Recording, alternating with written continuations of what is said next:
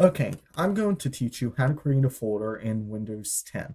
Now, I say Windows 10, the principle applies to past Windows versions going back to Windows 8 and Windows 7. So, overall, this is this PC screen in the File Explorer on Windows 10.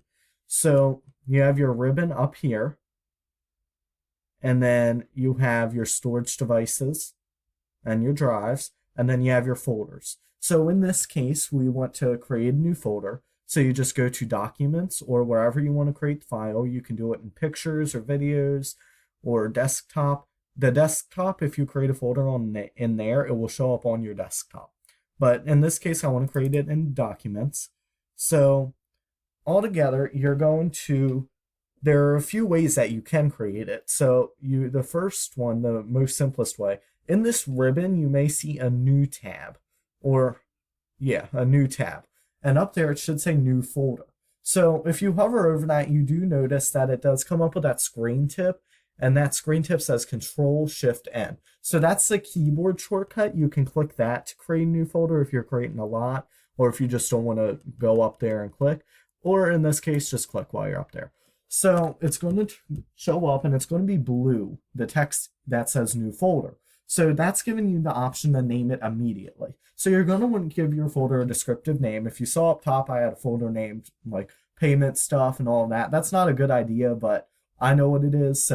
But the point is you should have a folder that has a descriptive name so you know what's in it. So in this case, you're going to want to name it folder hierarchy. Folder path. And it's going to show up there. So the other option, you can obviously click ctrl+shift+n and it will create a new folder. Or you could right click on your mouse, go to new, and then click folder. And it will show up down there. Now, you may wonder what happens if you name a folder with the same name as another folder that you've already created. Well, it's going to show you this confirm folder replacement thing.